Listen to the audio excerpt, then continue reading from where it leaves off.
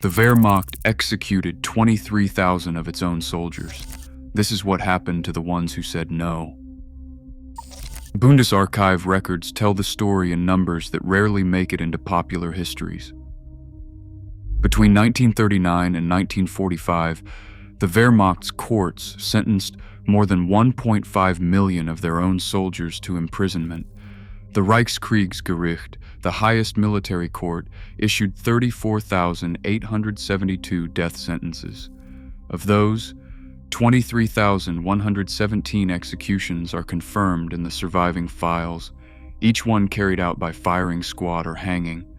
The paperwork stamped and filed in the A52 and A53 series. Yet even these chilling figures do not capture the full extent of military punishment. Contemporary researchers, cross-referencing field diaries and fragmented court registers, estimate that up to 50,000 soldiers may have been killed for desertion, insubordination, or refusal to fight. Many in summary executions that left no record but a brief entry in a unit's war diary.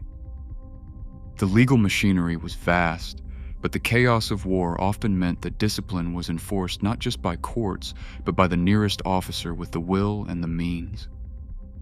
The documented totals: 1.5 million imprisonments, nearly 35,000 death verdicts, over 23,000 executions, stand as the institutional baseline.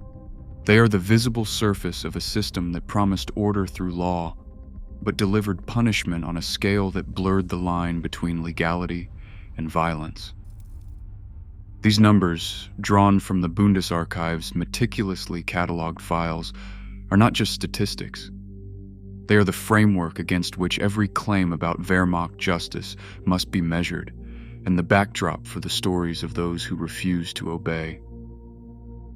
The Wehrmacht's penal battalions, known as Strafbataillon, were born from a 1942 High Command directive that sought to solve a problem: how to punish and recycle the unreliable without simply shooting them. The paperwork described a system of redemption and discipline.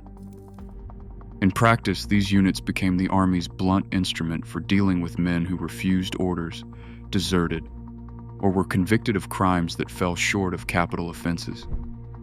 An anonymous survivor, whose personnel file sits in the Bundesarchiv's OKWT 77 roll, recalled the first day in a penal battalion.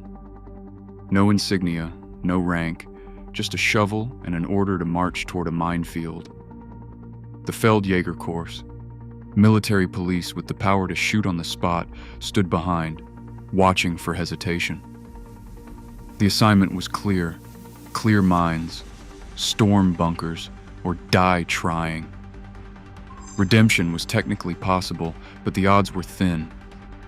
Fewer than 15% ever made it back to regular units. Over 50,000 men passed through these formations between 1942 and 1945. The casualty rates tell the rest. In some battalions, 30 to 60% were killed or wounded in a single campaign. Weekly reports from the Eastern Front's penal units, filed in the OKHT 78 series, read like ledgers for expendable lives. Mine clearance details suffered losses that sometimes reached 60% in a matter of days. For the Wehrmacht, these battalions were a legal fiction, a way to avoid mass executions while still removing dissent from the ranks. For the men inside, it was punishment by attrition. Survival depended on a mixture of luck, obedience, and the willingness to walk into the worst the war could offer. The system's logic was simple. If a soldier would not die by firing squad, he could die as a tool of the front. The paperwork offered hope of return, but for most, the only record was a name crossed off a casualty list. Spring of 1945 brought a new kind of terror to the retreating German army. The High Command issued OKW Circular B-75, authorizing so-called Fliegende Standgerichte, flying courts-martial, that could convene and deliver verdicts wherever discipline was seen to falter. These tribunals were not bound by the slow machinery of paperwork or appeal.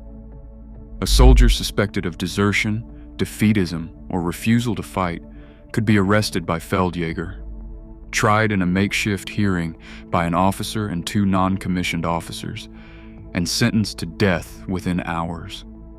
The verdict was carried out on the spot, often by hanging from a lamppost or a roadside tree. A placard marked Feigling or Verrater left as a warning. War diary excerpts from the Eastern Front record these executions in terse, chilling entries. Standgericht abgehalten, Urteil vollstreckt. Court convened. Sentence executed. No right to defense, no time for mercy.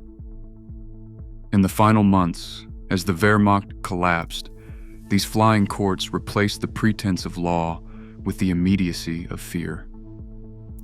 Estimates from contemporary researchers suggest that between 5,000 and 7,000 soldiers died at the hands of these tribunals in March, April, and May of 1945 alone.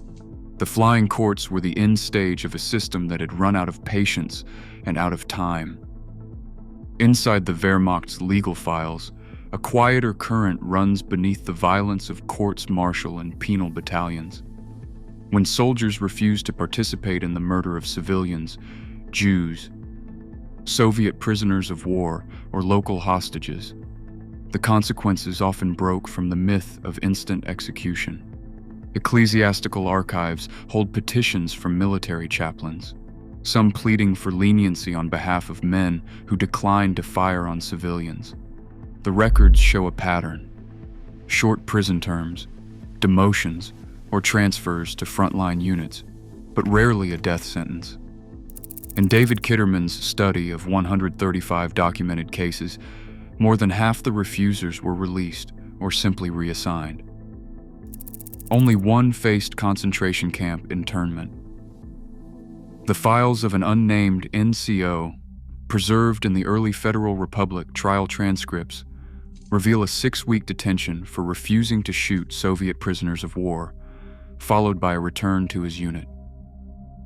This pattern unsettles the post-war legal doctrine of Befehlsnotstand, the claim that soldiers had no choice but to obey or die. In reality, the system drew a brutal, revealing distinction. Defying a combat order could mean death, but refusing to kill civilians was often treated as a breach of discipline, not treason. This paradox became a cornerstone of post-war defense strategies, as lawyers and defendants alike invoked Befehlsnotstand to explain away obedience, even when the archival record points to a different, more complicated truth. Otto Schimek's name surfaces in both Austrian and Polish memory as a symbol of conscience, a young conscript who, the story goes, refused to execute a Polish family in November 1944 and was shot by his own comrades as punishment. The grave in Machowa, marked with his name and a simple inscription, draws visitors seeking proof that even in the Wehrmacht one could say no. Yet the historical record is tangled. No court-martial file for Schimek has been found in the Bundesarchiv. Austrian researchers Martin Pollack and Christoph Ransmeyer, tracing the available evidence, found only fragments: a death certificate, some family letters, and a post-war account by Schimek's sister. Polish archives hold no execution order for the alleged refusal, and the Institute of National Remembrance lists the case as unconfirmed. After 1989, pacifist groups in Poland and Austria adopted Schimek as a martyr, holding vigils at his grave and invoking his story at reconciliation events. For some, he stands as proof that moral resistance was possible. For others, the lack of documentation turns him into a legend shaped by post-war needs, rather than wartime fact. What remains is the tension between the urge to find individual heroes and the reality that most acts of refusal left little trace except perhaps a name on a stone and a story that refuses to settle into certainty. 5 days after Germany's surrender, the war's violence refused to end quietly. In a Canadian-run POW camp on the outskirts of Amsterdam, 2 German naval deserters faced an illegal court-martial, convened not by Allied authorities, but by their own countrymen. Unit diaries in the C-52 series record only the barest outline. A hasty assembly, a verdict pronounced, and the condemned led outside the wire. There was no tribunal, no appeal, no paperwork for the archives, just the ritual of the firing squad carried out in defiance of the new order. Survivor testimony describes the sound of gunfire echoing through the compound, and the stunned silence of prisoners who understood that surrender had not brought safety. The Canadians, according to later reports, did not intervene. In that moment, the Wehrmacht's culture of lethal discipline outlived the Reich itself.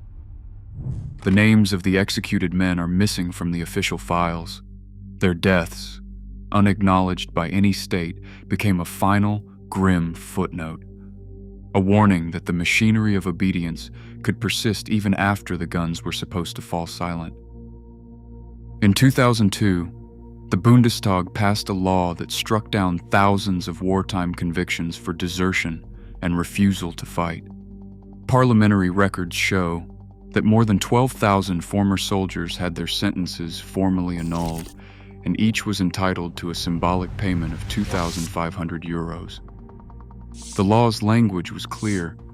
The state recognized these men not as traitors, but as individuals who had refused to serve an unlawful regime.